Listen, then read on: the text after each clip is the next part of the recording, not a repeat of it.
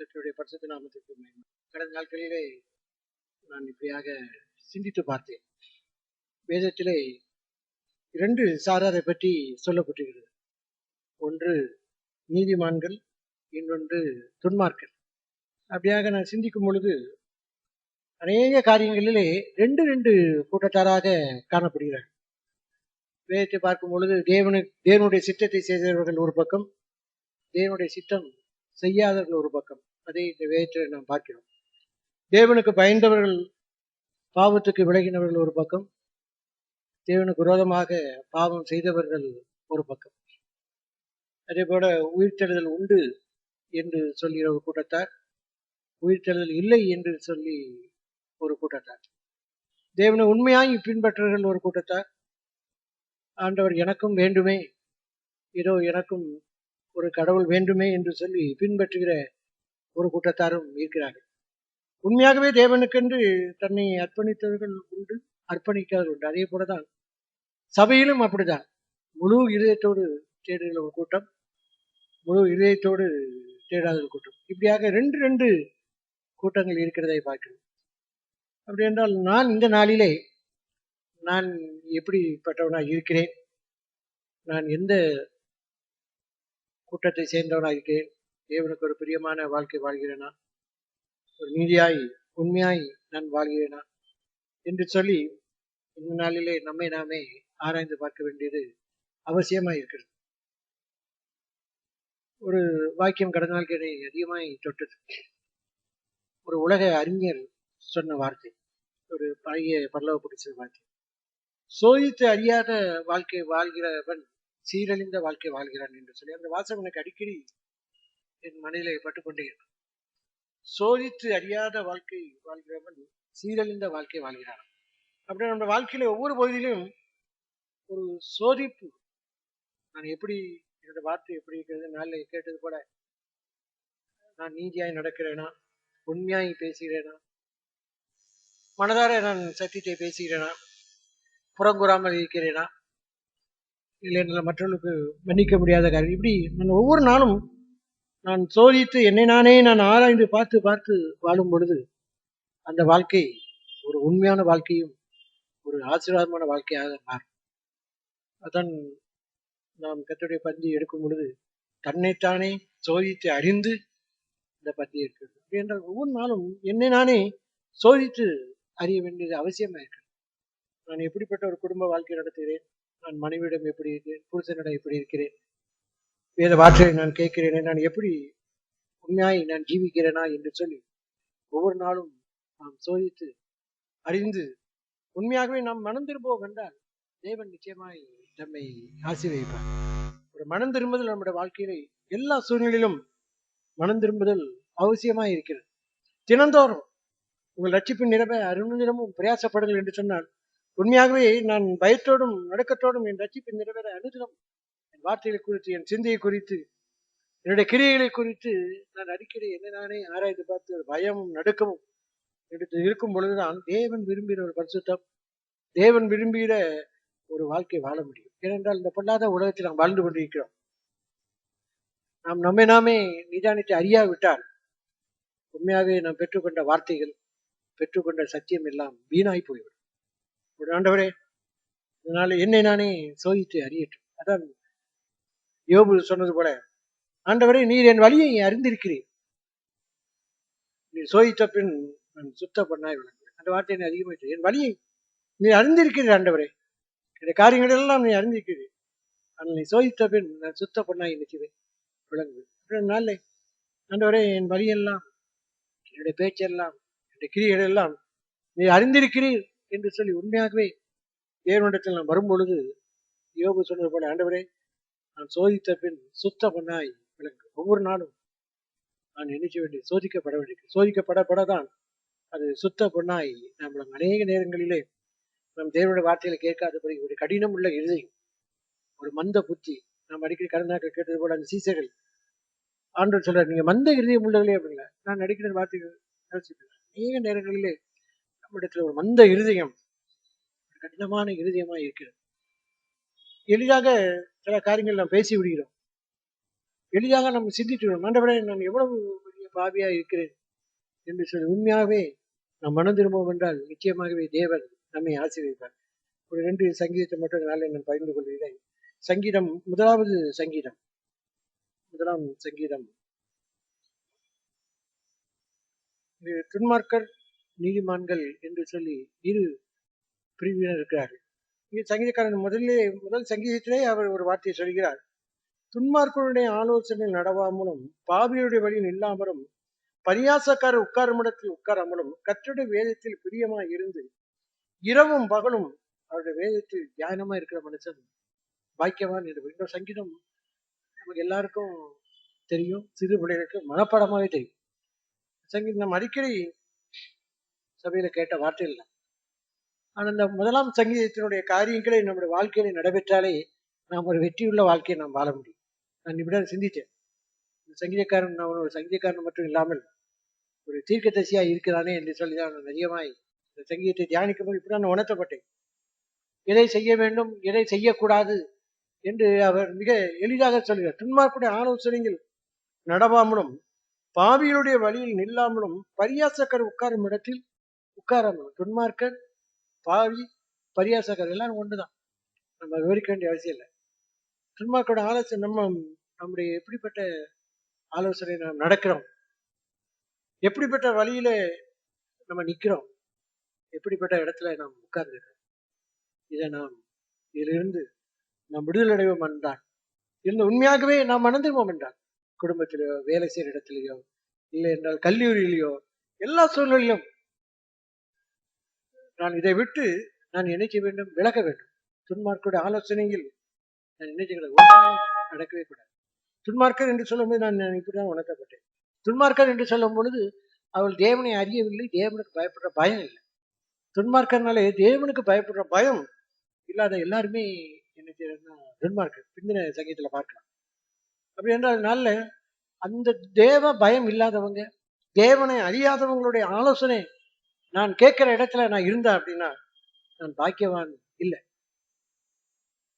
அந்த கொரிந்தி சபையில அப்போஸ்தலன் பவுல் சொன்னது கூட, ஏன் உங்களிடத்துல நியாயம் விசாரிக்க சகோதரர் இல்லையா, ஏன் நீங்க அந்நிய இடத்துல போறீங்க, ஏன் அந்நிய இடத்துல போறீங்க அப்படின்னு சொல்றாரு. அப்படி என்றால் ஏன் அந்நிய இடத்துல நாம் போக வேண்டியது என்ன அப்படின்னா, நாம் என்ன செய்தால் நம் லகுவான ஒரு வாழ்க்கையை, இல்லை என்றால் என்னுடைய சித்தமான ஒரு வாழ்க்கை வாழ்வது தான் நான் அந்நிய இடத்திலே நான் போகிறேன். சபைக்கு ஏன் வர முடியல, சபையோட சகோதரர்களுடைய வார்த்தையின்படி கீழ்ப்படிய ஏன் முடியல அப்படின்னா, நான் இப்படியான வேற்றுமை பார்த்தா அவங்க துன்மார்க்கர் தான்.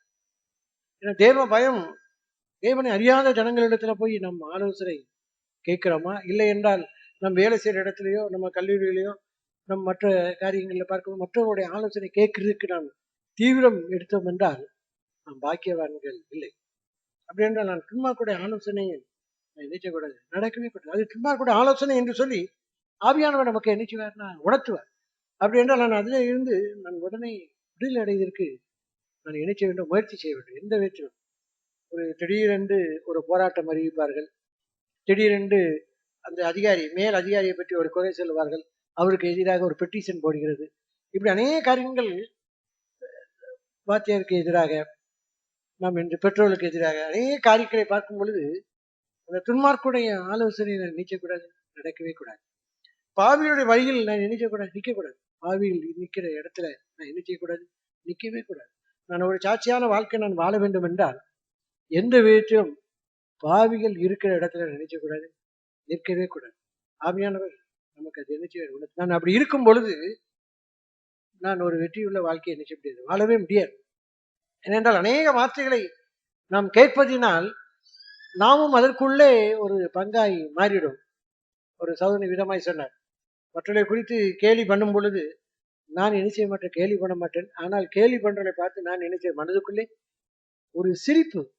நம்ம ஏன்னா என்றால் நான் கேலி பண்ணக்கூடாது, நான் கேலி பண்ணக்கூடாது. ஆனால் நான் என்ன செய்வேன், அது குறித்த ஒரு சிரிப்பு, இல்லை என்றால் எனக்கே ஒரு ஒரு கழிப்பு இருந்தாலே நான் நினைச்ச, நான் ஒரு பாவியின் வழியில் தான் நினைச்சேன் நிற்கிறேன். யாரை குறித்தும் கேலியோ கிண்டலோ எதை குறித்த காரியம் ஆண்டவரே மற்றவர்கள் பேசும்பொழுது கூட எனக்குள்ள அது என்ன செய்யக்கூடாது, பதிவிடவே கூடாது.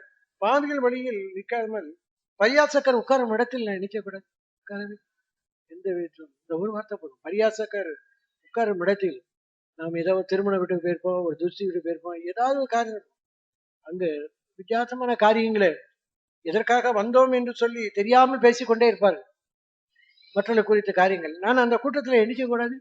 உட்காரவே கூடாது. பரியாசர் கூட்டத்தில் நான் என்ன செய்யக்கூடாது? உட்கார உட்காரக்கூடாது. அப்படி என்றால் நீங்க என்ன செய்யணும் அப்படின்னு பின்ன சொல்றாரு, கர்த்தருடைய வேதத்தில் பிரியமா இருந்து இரவும் பகலும் அவருடைய வேதத்தில் தியானமா இருக்கிற மனுஷன் வாக்கியம். கர்த்தருடைய வேதத்தில் ஒரு பிரியம், அந்த பிரியம்ங்கிற இடத்துல ஒரு அண்டர்லைன் பண்ண வேண்டிய அவசியமா இருக்கு. நீங்க நிறைய வேளையில நம்முடைய வேதத்துல ஒரு பிரியமே நம்ம இடத்துல இல்லை. நான் என்னையும் சேர்த்தான் சொல்றேன். ஒரு வேதத்தில் ஒரு பிரியம், ஒரு வாங்கிய சங்கீதக்காரன் சொன்னது போல, எப்பொழுது நான் நினைச்சேன் வேதத்தை வாசிப்பேன், எப்பொழுது நான் தேடுவேன் என்று சொல்லி நான் அதிகமாய் நான் பிரயாசப்படுறேன்னா அதில் எனக்கு ஒரு பிரியம் இருக்காது. சங்கீதக்காரன் நாள் முழுவதும் அது என் தியானம். அப்படி என்றால் நான் பிரயாசக்கார உட்காராமல் பாயில் வழியில் நிற்காதபடி துன்மார்க்கோட ஆலோசனை நடக்காதபடி இருக்க வேண்டும் என்றால் நான் அதுல எனக்கு வேதத்துல ஒரு பிரியம் இல்லை அப்படின்னா இந்த துன்மார்க்கோட ஆலோசனை கேட்பேன், பரியாசக்கார உட்காருவேன், பாயில் வழியில் நான் நிற்பேன். ஆனா நான் பார்க்கும்போது அது நிக்காம உட்காராம பேசாம இருக்க மாதிரி தெரியும். ஆனா எல்லா காரியங்களும் என்கிட்ட என்ன செய்யுது இருக்கு. ஏன்னா வேதத்துல என்ன இல்லை? பிரியம். நான் கர்த்தருடைய வேதத்தில் எனக்கு பிரியம் இல்லை அப்படின்னாலே நான் எப்படி சிந்திக்கணும்? என்கிட்ட எல்லா வீணான சிந்தனைகள், உலக காரியங்கள், உலக கவலை எல்லாம் என்ன என்ன செய்யுதுன்னா பிடித்து வைக்கிறதுனால வேதத்துல என்ன இல்லை? ஒரு பிரியம் இல்லை. ஏன்னா வேதத்துல சொல்றோம், நம்ம இந்த வேதம் எல்லா சூழ்நிலைக்கும், எல்லா மனுஷருக்கும், எல்லா ஜாதியாருக்கும், சிறியவர் முதல்ல பெரியவர் வரைக்கும் எல்லா பிரச்சனைகளுக்கும் தீர்வு எதுல இருக்கு? வேதத்துல இருக்குன்னு எனக்கு நல்லா தெரியும். ஆனா நான் நினைக்கிறேன், புலம்பிக் கொண்டே இருக்கிறேன். என்னுடைய வியாதியை குறித்து, என்னுடைய பிரச்சனை குறித்து, என் எதிர்காலத்தை குறித்து, என்னுடைய சூழ்நிலை குறித்து நான் புலம்பிருக்கேன். அப்படின்னா வேதத்துல என்ன இல்லை? ஒரு பிரியம் இல்லை. பிரியம் இல்லைன்னாலும் வேத வார்த்தைகளை குறித்து விசுவாசம் இல்லாமல் போயிட்டு, வேத வார்த்தைகளை குறித்து நம்பிக்கை இல்லாமல் போயிட்டு, சபையில சொல்லும் பொழுது உற்சாகமா ஜெபிக்கேன், ஆனா சோதனையில வரும் பொழுது விழுந்தது. ஏன்னா தனிப்பட்ட வாழ்க்கையில வேதத்துல என்ன இல்லை? ஒரு பிரியம். சங்கீதக்காரன் கர்த்தருடைய வேதத்தில் பிரியமா இருந்து இரவும் பகலும் அவருடைய வேதத்தில் தியானமா இருக்கிற மனுஷன். வேதத்துல தியானமா இருக்கணும் அப்படின்னா தியானமா இருக்கும் பொழுது நிச்சயமாக நான் எப்படிப்பட்டவனா இருக்கிறேன், இந்த சூழ்நிலையில் எனக்கு ஏற்ற வார்த்தையில தாங்க ஆண்டவரே, என்னுடைய பழைய வாழ்க்கை, இந்த பழைய காரியங்கள், இதுக்கு முன்னே நடந்த சம்பவங்கள் எல்லாவற்றும் ஆண்டவர் விலகுவதற்கு ஏற்றவாறு வேதத்தில் அநேக வார்த்தைகள் சொல்லப்படுது. நான் எப்படி நான் நடக்க வேண்டும், எப்படி எந்த இடத்துல உட்காரணும், யார் இடத்துல உட்காரக்கூடாது, யார் இடத்துல பேசணும், யார் வழியில நிக்க கூடாது என்று சொல்லி வேதத்தை நம்ம வாசிக்க வாசிக்க ஆவியானவர் எல்லா சூழ்நிலையிலும் நமக்கு அது என்ன உணர்த்தி கொண்டே இருப்பார். நம்ம வேதத்தை சரியா வாசிக்காதனால, பிரியம் இல்லாதனாலதான் இன்னைக்கு நம்முடைய வாழ்க்கையில ஒரு பின்மாற்றம் அடையும். ஒரு பின்மாற்றம் அடையும். அநேக தேவனுடைய மனிதர்கள் வேதத்தை நேசித்ததுனாலதான், வேதத்தை குறித்த கணத்தை கொடுத்தனால்தான் தேவன் அவள் வாழ்க்கையிலே அவர் ஆசீர்வதித்திருக்கிற அநேக பாவங்கள் இருந்து தேவன் அவளை விடுதலையாக்கி இருக்கிறார். ஆனா இன்னைக்கு ஆண்டவரே வேதத்துல எனக்கு ஒரு என்னதாங்க, ஒரு பிரியத்தை தாங்க ஆண்டவரே. சொன்னது போல 2 எஜமானுக்கு நம்ம நினைச்ச முடியாது, ஊழியம் செய்ய முடியாது. ஒருவனை பற்றி கொண்டு ஒருவனை நினைச்சுவேன், தள்ளி விடுவேன். ஆனா நான் வேதத்துல என்ன பிரியமா இருந்தா நான் இதை எல்லாத்தையும் நினைச்சுவேன், தள்ளி விடுவேன். ஆனா நான் சும்மா கூட ஆலோசனையில நான் எப்படி நடக்கிறேன், நிக்கிறேன், பேசுறேன், இதெல்லாம் நம்ம செஞ்சு பார்க்கும் பொழுது வேதத்துல ஒரு பிரியம் இல்லை. அந்த வேதத்தை எவ்வளவுக்கு எவ்வளவு அது சொல்ற சங்கீதக்காரன் சொன்ன ஒரு பிரியம் இருந்தாதான் இரவும் பகலும் அதை தியானிக்க முடியும். பிரியம் இல்லாம சொன்ன போல ஒரு பிரியமான வீட்டுல சின்ன பிள்ளை பெரியாக்கள் ஒரு பிரியமான உணவு சிலவங்க சொல்லுவாங்க, இந்த மாதிரி கூட்டோ ஏதாவது ஒரு உணவு இருந்தா போதும், நான் தினந்தோறும் வச்சாலும் சாப்பிட்டுட்டே இருப்பேன். ஏன்னா எனக்கு என்ன, அது ஒரு பிரியம். அப்படின்னா சில காரியங்கள் சொல்லுவோம், அந்த இடத்துக்கு போனா எனக்கு அது அந்த இடம் ரொம்ப பிடிக்கும், நான் எத்தனை இடம் போனாலும் அந்த இடத்துக்கு போன ஆசைப்படுவேன். அப்படி என்றால் ஒவ்வொரு காரியங்களும் பிரியம். அப்படின்னா அதே போல வேதத்துல ஒரு பிரியம் எனக்கு இருக்கிறதா? ஆண்டவரே நல்ல வேதத்துல ஒரு பிரியத்தை தாங்க, வாஞ்சியை தாங்க ஆண்டவரே. நான் எனக்கு கிடைக்கிற ஆகாரத்தை பார்க்கிறோம், நான் நினைச்சிட்டோம் அதிகமாக உட்கொள்ளட்டும் ஆண்டவரே. நான் புதியவர்கள் போல தேடுவது போல நான் தேடட்டும். வேதத்துல என்னை குறித்து என்ன எழுதியிருக்கிறது ஆண்டவரே, சித்தம் செய்ய இதோ வருகிறேன் என்று சொல்லி இயேசுகிறது. அப்படி நான் வேதத்துல என்ன எழுதியிருக்கு என்னை குறித்து என்று சொல்லி நான் அதிகமாய் நான் தியானமாய் இருந்தால் அந்த மனுஷன் யாரு? வாக்கியம். அப்படி என்றால் நல்ல வேதத்துல பிரியமா இருக்கும் பொழுது உண்மையாகவே துன்மார்க்கோட ஆலோசனைகளை நம்ம நடக்க மாட்டோம், பாவில் வழியில நிற்க மாட்டோம், பரியாசக்கார உட்கார இடத்துல நிச்சய மாட்டோம், உட்கார மாட்டோம். இன்னைக்கு அந்த சூழ்நிலை ஏன் காணப்படுதுன்னா வேதத்து மேல ஒரு பிரியமும் வாஞ்சியும் இல்லாதனால்தான். அதனால நம்ம வேதத்தை எவ்வளவுக்கு எவ்வளவு அதிகமாய் வாசிக்கிறோமோ, எவ்வளவுக்கு எவ்வளவு அதிகமா தியானிக்கிறோமோ, அப்பொழுது வாலிபன் தன் வழியை எதனால் சுத்தம் பண்ணுவான் என்று வேதம் சொல்கிறது. அப்படின்றதுனால நான் எப்படி என் வழியை சுத்தம் பண்ணணும்? உங்களுடைய வேத வசனத்தை பண்ணி தன்னை காத்து கொள்ளுங்கள் தானே. ஆண்டவரே உங்களுடைய வாக்கை என் இருதயத்தில் என்ன செஞ்சேன்? வைத்து நான் வேதத்தை அதிகமா நேசிக்கிறதுனால அநேக முதியோர்களை பார்க்கல எனக்கு ஞானம் தந்திருக்கிறது ஆண்டவரே என்று சங்கீதக்காரர்கள். அப்படி என்றால் வேதத்து ஒரு பிரியம், ஒரு தியானம். அதனால அதிகமாய் உங்களுடைய வேதத்தை நான் தியானிக்கிட்ட ஆண்டவரே, நான் பிரியமா இருக்கட்டும். ஒவ்வொரு நாளும் எல்லா சூழ்நிலைகளுக்கும் வேதம் நமக்கு பதில் தருகிற வேதமா இருக்கு. எந்த மனுஷனும் தேனை நிறுத்தும்படி, அவன் சீர்பொருந்தும்படிக்கு, நற்கிரியை செய்ய தகுதியுள்ள நாம்படிக்கு வேதம் கொடுக்கப்பட்டிருக்கு சொல்லி அப்போஸ்தலன் பவுல் தீமோத்தேயுக்கு அவ்விதமா எழுதுகிறார். அப்படி என்றால் எல்லா நற்கரிகளும் செய்வதற்கு தகுதியோடு ஆக்கும்படி இந்த வேதம் நமக்கு போதிக்கிறது. ஆண்டவரே இந்த நாளில் வேதத்தை அதிகமாக தியானித்து அதன்படி நான் ஜீவிக்கிறோம். பின்ன வசனம் பார்க்கிறோம், 3ஆம் வசனம். அவன் நீர்க்கால்களின் ஓரமாய் நடப்பட்டு தன் காலத்தில் தன் கனியை தந்து இலை விதிராதிருக்கிற மரத்தை போல் இருப்பான். அவன் செய்வதெல்லாம் வாய்க்கும். இதான் வாக்கு தத்துவம். அப்படியே யோசனை, அவன் செய்வதெல்லாம் வாய்க்கும். இதே பெரிய வாக்கு தத்துவம் தான். ஆனா என்ன சொல்லுது? அவன் நீர்க்கால்களின் ஓரமாய் நடப்பட்டு, வேதத்தை அதிகமா தியானிக்கிறதுனால எப்படி ஆறு ஓடும் பொழுது பக்கத்துல இருக்கிற மரங்கள் எவ்வளவு செழிப்பா இருக்கு சொல்லாங்க. ஆறு பக்கத்துல இருக்கிற மரங்கள் செழிப்பா இருக்கு. அப்படி என்றால் அந்த நீர்க்கால்களின் ஓரமாய் நடப்பட்டு தன் காலத்தில் தன் கனியை தந்து இலை இதாக மரத்தை அவன் எப்பொழுதும் எப்படிப்பா செழிப்புனான இருக்கும். அந்த மரத்தை பார்க்கும் பொழுது எப்பொழுதுமே செழிப்பு இருந்துகிட்டே இருக்கும். மழையே பெய்யாட்டாலும் பரவாயில்ல. ஆனா ஆற்றோரங்கள் இருக்க அந்த மரங்கள் எப்பொழுதும் எப்படி இருக்குமா? செழிப்புள்ளதா இருக்கும். அது சொன்ன தன் காலத்தில் தன் கனியை தந்து, தன் காலத்துல எரிச்சுவான் கனியை தந்து கொண்டே இருப்பான். சூழ்நிலையில மாறும், திடீரென்று கோபம் ஊட்டுற காரியங்கள் வரும். ஆனா அவன் என்ன வரும்? அவன்கிட்ட ஒரு பொறுமை வரும், ஒரு சாந்தம் வரும். அவன் கனியை நிச்சயமா கொடுத்து கொண்டே இருப்பான். ஏன்னா இலையுதா இருக்கிற மரத்தை போல இருப்பான், செழிப்புள்ளவனா இருப்பான். எப்பொழுதும் அவன் நிச்சயமா கனியை தந்து கொண்டே இருப்பான். நம்மளால ஏன் முடியல அப்படின்னா, வேதத்தின்படி நேசிக்கிற நண்படி ஜீவிக்கிறதுனால ஒரு பட்டு போன மரமா நம்ம காணப்படும். எப்பொழுதும் ஒரு செழிப்புள்ள மரமா நம்ம இருக்கிறோமா? இல்லாததுக்கு காரணம் என்னன்னா, வேதத்தை இப்படி நான் ஜீவிக்காதனால, தேவ வசனத்துக்கு நான் பயப்படாதனாலதான் நான் இலையுற மரத்தை போல இருப்பான். நம்ம செய்வதெல்லாம் அவன் என்னென்ன தொட்டானோ, அவன் என்னென்ன செய்தானோ அதையெல்லாம் ஆண்டவர் நினைச்சுவார்னா வாய்க்க செய்வார். அவன் செய்வதெல்லாம் வாய்க்கிறது மறந்துடவே கூடாது. நான் வேதத்துல பிரியமா இருந்து இரவும் பகலும் தியானித்து அதன்படி ஜீவிக்கும் பொழுது நான் கனியையும் தருவேன். நான் செய்வதெல்லாம் சொல்றாரு சங்கீதத்துல பார்க்கிறோம், உனக்கு பாக்கியமும் நன்மையும் உண்டாயிருக்கும் என்று சொல்லுவோம். கைகளின் பிரயாசத்தை நீ நினைச்சுவாய், சாப்பிடுவாய். அப்ப நான் செய்யற எல்லா காரியமும் நான் வாய்க்கணும் அப்படின்னா நான் என்ன சொன்ன ஆற்றோரமா நடப்பட்ட மரத்தை போல எப்பொழுதும் கனி தந்து கொண்டே இருப்பேன். என்ன அப்படின்னா, வேதத்தை இரவும் பகலும் தியானமா இருக்கும் பொழுதுதான் நான் கனித வாழ்க்கையை வாழ முடியும். 4ஆம் வருஷம் பார்க்கிறோம், துன்மார்க்கரும் அப்படி இராமல் காற்று பறக்கடிக்கும் பதரை போல் இருக்கிறார். துன்மார்க்கம் அப்படி இல்லை. காற்று சின்ன சோதனை, சின்ன பிரச்சனை வந்தா பதர் எப்படி காற்று வந்த உடனே பறக்குதோ அதே போல நம்மளோட வாழ்க்கையில காரியங்கள் என்ன செய்யணும்? பறக்கத்தான் செய்யும். ஏன் அப்படின்னா நீதிமான்கள், இது என்ன சொல்ற? துன்மார்க்கம் நீதிமான்கள் செய்வதெல்லாம் வாய்க்கும், அவனுக்கு நன்மை இருக்கும், அவன் குடும்பம் ஆசீர்வதிக்கப்படும். பின்னால நீதிமொழியில அநேக வாக்கியங்களை பார்க்கும் பொழுது நான் சிந்திட்டேன். நீதிமொழியில சங்கீதத்திலும் துன்மார்க்க நீதிமான், நூற்றுக்கணக்கான நீதிமான், நூற்றுக்கணக்கான துன்மார்க்கரை பற்றி சொல்லப்பட்டிருக்கு. ஒவ்வொரு வசனமும் நீதிமொழியில பார்த்தா துன்மார்க்கோட வாழ்க்கை எப்படி இருக்கும், துன்மார்க்கோட பேச்சு எப்படி இருக்கும், அவங்க நடத்தை எப்படி இருக்கும் என்று சொல்லி, நீதிமான்கள் வார்த்தை எப்படி இருக்கும், நீதிமான்கள் பேச்சு எப்படி இருக்கும் என்று சொல்லி அநேக வசனங்கள் எழுச்சினா துன்மார்க்க நீதிமான்கள் என்று சொல்லி அநேக வசனங்கள் சொல்லப்பட்டிருக்கு. அப்படின்னா துன்மார்க்கர் அப்படி இருக்க மாட்டாங்க. அவங்க பாற்ற நிலைத்திருப்பாங்க, அவன் செய்வதெல்லாம் வாய்க்கும்.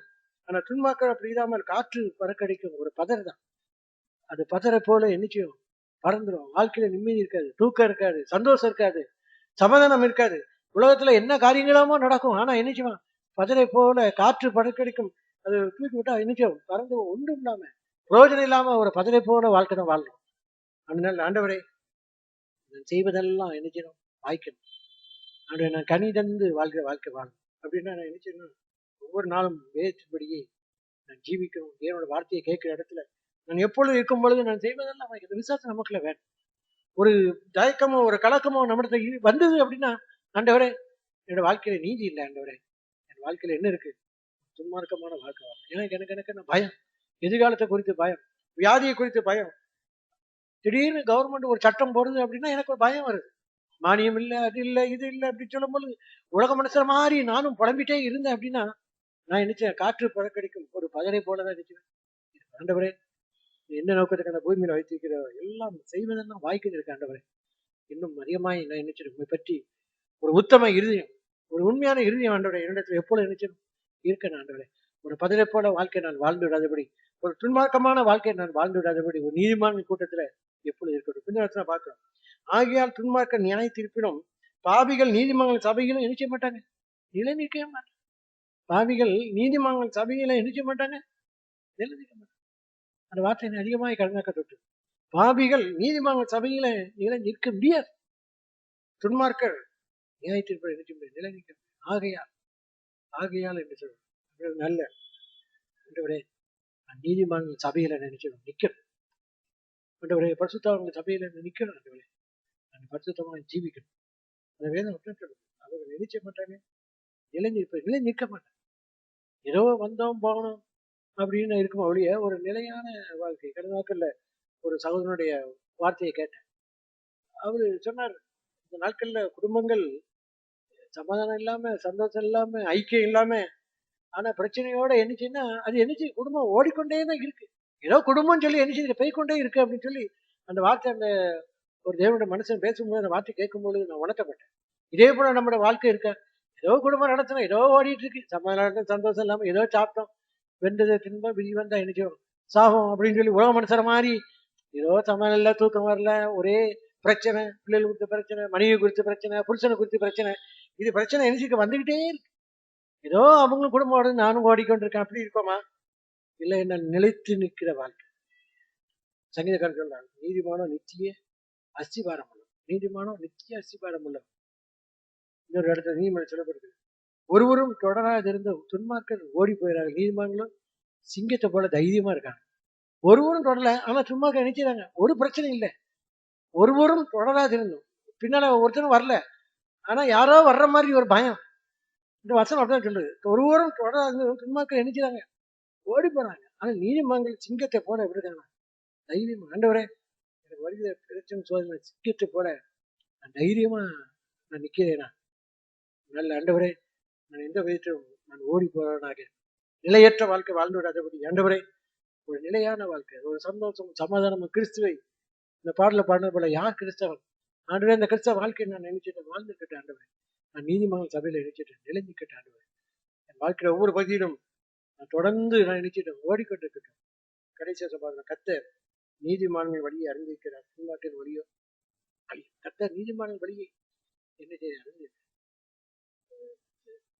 பேசுகிற வசனம் உண்டு, அவருடைய கண்கள் நீதிமன்றங்கள் மேல் மேடிச்சது நோக்கமாயிருக்கு. சங்கீதத்திலும் அவருடைய கண்கள் எப்பொழுதும் நீதிமன்றங்கள் மேல அப்படியே நோக்கமாவே புத்தகமாய் தம்மை நோக்கி கூப்பிடுறதுக்கு இரவு பகலும் அவர் நினைச்சுவார் பார்த்து கொண்டிருக்கிறார். நம்முடைய வல்லமை விளங்க பண்ணும்படி அவருடைய கண்கள் நீதிமன்றங்கள் மேலே நினைச்சு நோக்கமா.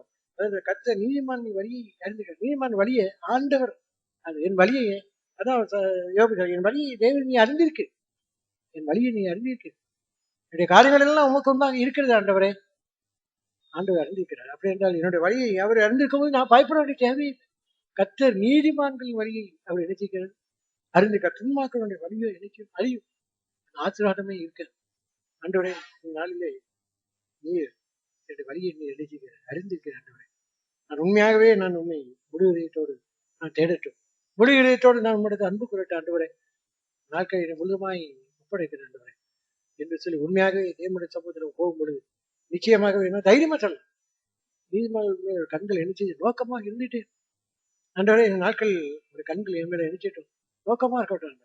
ஆண்டவர் காரியங்கள் ஆண்டவர் நம்ம மேல நோக்கமா இருக்கும் பொழுது, ஆண்டவர் நம்முடைய வழியை அறிந்திருக்கும் பொழுது நம்ம எதற்காக பயப்பட வேண்டிய தேவையே என எல்லாவற்றையும் தேவன் அறிந்திருக்கிறார். துன்மார்க்க வழியை அப்படி இருந்துச்சு இல்லை. ஆண்டவரே என்னுடைய எதிர்காலம் என்னுடைய காரியங்கள் எல்லாம் ஆண்டவரே நீ அறிந்திருக்கிற ஆண்டவரே, நான் இந்த நாளில் உத்தமமாக நடக்கட்டும், நீதியை நடப்பிக்கிட்ட ஆண்டவரே, ஒரு வேதத்தில் அதிகமாக நான் நினைச்சிடும் பிரியமா இருக்கட்டும் ஆண்டவரே. ஒவ்வொரு நாளும் அதன்படியே நான் ஜீவிக்கட்டும். எந்த விதத்திலும் துன்மார்க்கோட ஆலோசனையும் பாவில் வழியில நிற்கிறதோ பரியாசக்கார உட்கார்ந்து உட்கார்ந்து பரியாசமான காரியங்கள் என்று நான் வேதம் அப்படிதான் சொல்லுது. பரியாச கூட்டத்துல இருக்க மாட்டேன்னு சொல்லி சங்கீதக்காரர் இன்னொரு சொல்றாங்க. பரியாச கூட்டத்துல இல்லை இல்லை யோபு அப்படின்னு சொல்றாரு, நான் பரியாச கூட்டத்துல நினைச்சல இல்லை, ஆனா நான் எப்படி இருக்கேன் பரியாச கூட்டத்துல இருக்கிறேன். மற்றவங்களை குறித்து ஏளனமா பேசுறது, மற்றவங்களை பற்றி குறை சொல்றது, மற்றவங்களை புறம் கூறுறது, அவங்க கூட்டத்தில் நான் இருக்கிறேனா, நான் அவங்க கூட சேர்ந்து நானும் புறங்குறேனா, நானும் அவங்க கூட சேர்ந்து அநேக தீமையாய் நான் பேசுறேனா அன்றைய அப்படிலாம் அது ஏன் அப்படின்னா அந்த வேதத்தை நான் நேசிக்கிறேன். நான் வேதத்து மேல பிரியமா இருந்தா தேவனோட வார்த்தைக்கு பயந்தேன்னா நிச்சயமா இவை எல்லாவற்றையும் நினைச்சுவேன் விளைகிறது. இன்னொரு சங்கீதத்தை பார்க்க சங்கீதம்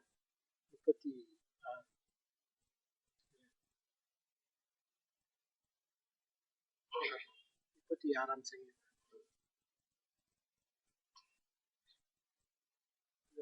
தாவீது அந்த முதல் வசனம். துன்மார்க்கனுடைய துரோக பேச்சு என் உள்ளத்துக்கு தெரியும், அவன் கண்களுக்கு முன் தெய்வ பயம். துன்மார்க்கனுடைய பேச்சு என் உள்ளத்துக்கு தெரியும் அப்படிங்க. அவன் என்ன பேசுறானோ அது என் உள்ளத்துக்கு என்ன தெரியும். இது நமக்கு கண்டிப்பா இந்த வார்த்தை எனக்கு என்ன சங்கீதக்காரன் சொன்னது போல நாமும் வித்தியாசமான வார்த்தைகள் வருது. இப்ப புறப்படுறாங்க, மற்றவங்க பற்றி தீமையா பேசுறாங்க, இல்லை என்றால் பேசுற காரியத்தை நானும் உடன்பட்டு நானும் நிறைய வார்த்தைகளை பேசிடுவேன் அப்படின்னு நம்ம அப்படி தெரிஞ்சுதான் என் உள்ளத்துக்கு தெரியும் தெரியும் அப்படின்றால் என் உள்ளத்துக்கு தெரியல அப்படின்னா அங்க ஏதோ ஒரு கடினம் இருக்கிறது. ஆண்டவரே, துன்மாக்கள் பேசுற பேச்சு என் உள்ளத்துக்கு எடுக்கணும் தெரியும், எனக்கு உணர்த்துங்க ஆண்டவரே. அவன் கண்களுக்கு முன்பாக தெய்வ பயம் இல்லை. தெய்வ பயம் இல்லாதனாலதான் அவன் துன்மாக்களோட பேச்சு எழுச்சியது தேவனுக்கு பிரியமில்லாத வார்த்தைகளை பேசுறான். அப்படின்றால் ஒரு தெய்வ பயம் இல்லை அப்படின்னா அது யாருன்னா துன்மாக்கள். அன்றைய இந்த நாட்கள்ல தெய்வ பயத்தை தாங்க பார்க்கணும். அவன் தன் அக்கிரமம் அருவறுப்பானது என்று காணப்படும் அளவும் தன் பார்வைக்கு ஏற்றபடி தனக்கு தானே இருக்கிறான். நிச்சயம் பேசுறான். தன் அக்கிரமம் அருவறுப்பானது என்று காணப்படும் அளவும் இதை எளியில அவனுக்கு அக்கிரமம் நினைச்சல தெரியல. தனக்கு தனக்கு மற்றவங்க சொன்னாலும் அவங்க புரியாம அருவறுப்பானது என்று காணப்படும் அளவும் தன் பார்வைக்கு ஏற்றபடி தனக்கு தானே நினைச்சல நிச்சயம் பேசிக்கொண்டே இருக்கிறான். அவனுக்கு அருவறுப்பானது தெரியல. அவனுக்கு அருவறுப்பானது தெரியல. நம்ம சின்ன காரியம் கருணாக்க கேட்ட பிறகு முகம் நாடி வேறுபட்டது. முக நாடி ஏன் வேறுபட்டது? இல்லைன்னு என் வார்த்தைகள் வித்தியாசமா இருக்கு அப்படின்னு பார்க்கும் பொழுது ஆண்டவரை நான் உடனே எண்ணிச்சிடும் மனம் திரும்பும். ஆனா அது இல்லாதபடி அருவறுப்பானது என்று அருவறுப்புங்கிற தெரியற வரைக்கும் நான் அதுக்குள்ளே நினைக்கிறேன், பேசிக்கிட்டு இருக்கேன், சிந்திச்சுட்டு இருக்கேன், என்னுடைய பாவனைகள் எல்லாம் மாறிக்கொண்டிருக்கு. ஆனா அவன் தனக்கு பார்வைக்கு ஏற்றபடி தனக்குத்தானே ஒரு சமாளிப்பு, தனக்குத்தானே இது இல்லை அது இல்லை அப்படின்னா அவனுக்கு என்ன தெய்வ பயம் இல்லை. அவன் என்ன நீதிமானா இல்லை அப்படின்னு ஆண்டவரே இந்த நாள்ல என் அக்கிரமத்தை காணக்கூடாது ஆண்டவரே, நான் எளிதாய் நான் மனம் திரும்பி விடட்டும். அந்த உண்மை இல்லை அப்படிங்கன்னா உடனே எனக்கு ஆண்டவரே நீங்க உணர்த்துங்க ஆண்டவரே, எனக்கு தானே இச்சை பேசு. பின்னத்தை பார்க்கிற 3வது அவன் மாயின் வார்த்தையில் அக்கிரமம் வஞ்சம் உள்ளது, புத்தியாய் நடந்து கொள்வது நன்மை செய்வது விட்டு விட்டான். அவன் நிச்சயம் பேசி பேசி பேசி கடைசியில என்னன்னா புத்தியாய் நடந்து கொள்ள முடியல, நன்மை செய்வது விட்டு விட்டான். எது நன்மைங்கிறதே தெரியாம எல்லா நன்மை காரியங்களாலும் எனக்கு நீ சொன்னது போல இதை தப்பிக்கிறத நான் ஆசீர்வதிக்கணும், எனக்கு துன்பப்படுத்தலுக்காக ஜெபிக்கணும், அது ஒரு நன்மையான காரியம் தான். ஆனா நான் அதுக்காக ஜெபம் பண்றேனா, தவிக்கிறேனா, ஆசீர்வதிக்கிறேனா, எனக்கு துன்பப்படுத்தலுக்கான ஜெபம் பண்றேனா? அவன் நன்மை செய்வதை நினைச்சிட்டான், விட்டு விட்டான். கடந்த நாட்கள் ஆரம்ப நாட்கள் ரசிக்கப்பட்ட புதுல எவ்வளவோ நன்மைகளை செய்திருக்கிறோம். இன்னைக்கு நீதியாய் ஒவ்வொன்றா பார்த்து பார்த்து பார்த்து பார்த்து பார்த்து ஞானியாய் நடக்கிற மாதிரி, புத்தியாய் நடக்கிற மாதிரி மற்றவங்களை பார்த்து குறை சொல்லிட்டு கடைசியில என்ன அப்படின்னா ஒரு புறஜாதியான் செய்யற நன்மையை கூட நம்ம என்ன செய்யணும், செய்யாம விட்டு விடும். எவ்வளவு ஒரு ஒரு இருவிசாலமான ஒரு வாழ்க்கை வாழும். புறஜாதி செய்யற நன்மை கூட நம்மகிட்ட இல்லை. அந்த புத்தியாய் நடந்து கொள்வதை அவன் என்ன செஞ்சான், விட்டு விட்டான். துன்மார்க்கன் விட்டு விட்டான். 4வது அவன் தன் படுக்கையின் மேல் அக்கிரமத்தை யோசித்து நல்லதல்லாத வழியில் நிலைத்து பொல்லாப்பை வெறுக்காது விட்டு விட்டான். பொல்லாப்பை வெறுக்க ஏன்னா தன் படுக்கையின் மேல அக்கிரமத்தை யோசி சிந்தித்து சிந்தித்து நல்லதல்லாத நம்ம எதை யோசிக்கமோ அதைத்தான் நம்ம செயல்படுறோம். நான் எதை சிந்திக்கணும் அது செயல்ல வருது, நான் எதை சிந்திக்கணும் அது வார்த்தையில வருது. அதான் சொல்லுங்க, நல்லதெல்லாம் அக்கிரமத்தை யோசித்து அந்த வழியில நினைச்சிட்டா நிலைத்துட்டோம். எதை நம்ம யோசிக்கமோ அதுல நம்ம என்ன செய்யணும்னா நிலைத்திருவோம். எதுவுமே அப்படிதான், எந்த காரியமும் எதை யோசிக்கமோ அதுல நம்ம நினைச்சோம் நிலைத்து. அப்போ யோசிக்கும் போதே ஆண்டவரே நான் உங்களுக்கு பிரியமானதை யோசிக்கிறேன்னா நான் எப்படி என்னுடைய சிந்தை எப்படி இருக்கு, அந்த படுக்கையின் மேல யோசித்து நல்லதுல நிலைத்து பொல்லாப்ப என்ன செய்யறேன், வெறுக்க முடியாமலே போயிடும். ஏன்னா சிந்தித்து வீணான சிந்தித்து அதுல என்ன செய்ய நிலைத்திடும். இது நம்ம ஜாக்கிரதையா இருக்கணும். எதை சிந்திக்கணும் அதுல நம்ம நிலைத்திடும். சிந்திக்கும் போதே நம்ம ஜாக்கிரதை இல்லாட்ட உண்மையாகவே நம்ம வாய் தாறுமாறுகள் இல்லை என்றால் பாவத்தை நம்ம விழுந்துடும்.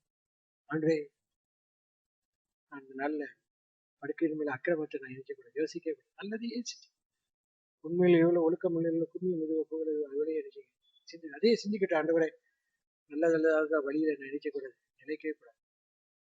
பொல்லாப்பை இருக்காது, எல்லா வித பொல்லாத்தையும் நம்ம நினைச்சு இருக்கும். பிந்தின வசனம் கர்த்தாவே உங்கள் கிருபை வானங்களை விளங்குகிறது, உங்கள் சத்தியம் மேகபண்டங்கள் பரிதம் சிந்திட்டேன். ஏன் துன்மார்க்கத்தை சொல்லிட்டு அடுத்தாப்புல சங்கீதக்காரன் ஏன் கிருபையை சொல்றாரு அப்படின்னு நான் சிந்திக்கும் பொழுது இந்த துன்மார்க்கர் கிருபையை குறித்து சிந்திக்கவே மாட்டாங்க.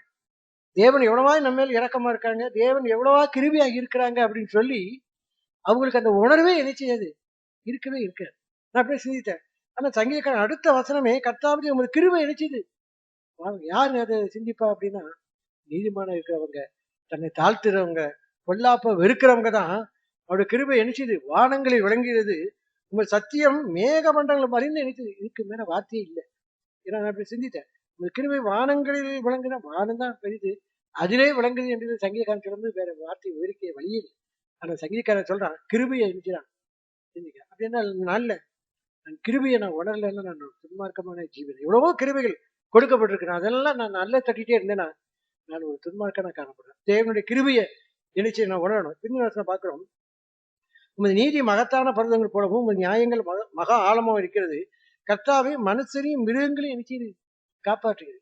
ஆண்டவரே நீர் நினைச்சது உங்களுடைய நியாயங்கள் உங்களுடைய நீதி எல்லாம் நேர்மையா இருக்கு, நீர் மனுஷரையும் மிருகங்களை கூட நினைச்சது காப்பாரு. இப்படி நான் சிந்திக்கும் பொழுது ஒரு நீதிமொழியில் வசனம் உண்டு. என்ன அப்படின்னா நீதிமானம் தன் அந்த வசனம் பார்க்கிறோம். நீதிமொழிகள்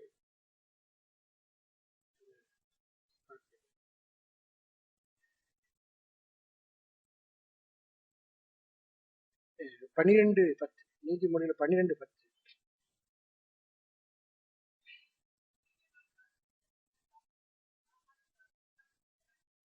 நீதிமான் தன் மிருக ஜீவனை காப்பாற்றுகிறான், துன்மார்க்குடைய இரக்கமும் நினைச்சது கொடுமை.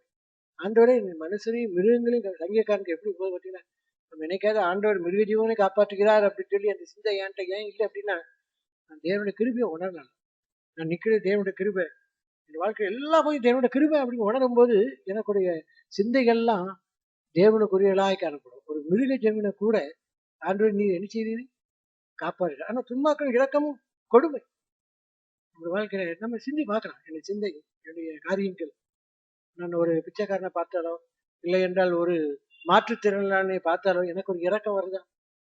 எனக்கு இரக்கம் வரல அப்படின்னா நீதிமான் மிருக ஜீவனை கூட காப்பாற்றான். நான் அவங்கள பார்த்து ஒரு இரக்கம் எனக்கு இல்லை அப்படின்னா துன்மார்க்கன் இரக்கமும் எனக்கு ஆண்டவரே நல்ல நான் ஒரு மிருக ஜீவங்களை கூட காப்பாற்றுறது தேவனே நீர் இது எல்லாம் நீ நினைச்சு காப்பாற்று. சங்கீதக்காரன் சொல்றேன் எல்லாம் நமக்கு எல்லாவற்றையும் நீ காப்பாற்றுறாங்க. இந்த கிருபை அவ்வளவு பெரிதா இருக்கிறது. கடைசியாக சங்கீதத்தை 2 வருஷத்தை வாசி முடிக்கிறேன். 36ஆம் சங்கீதம்.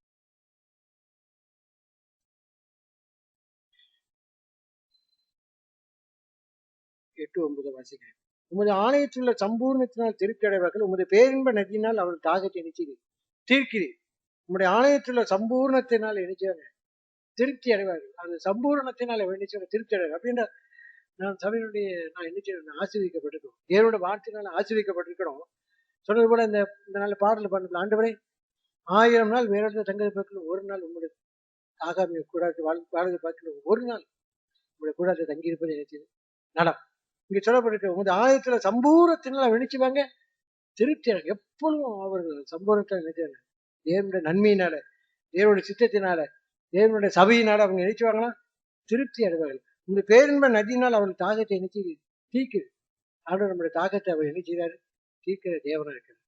அப்படின்னு நல்ல தேவன் நமக்கு எல்லா நன்மைகளும் கொடுக்க அவர் ஆயத்தமா இருக்கிறார். நம்முடைய தாகத்தை அவர் என்ன செய்கிறார், தீர்க்கிறார். 9 ஜீவ ஊற்று உம்மிடத்தில் இருக்கிறது, உங்களுடைய வெளிச்சத்திலே நாங்கள் இணைக்கிறோம். வெளிச்சம் ஜீவ ஊற்று உம்மிடத்துக்கு ஆண்டவரே, ஆண்டவரத்துல ஜீவ ஊற்று இருக்கு.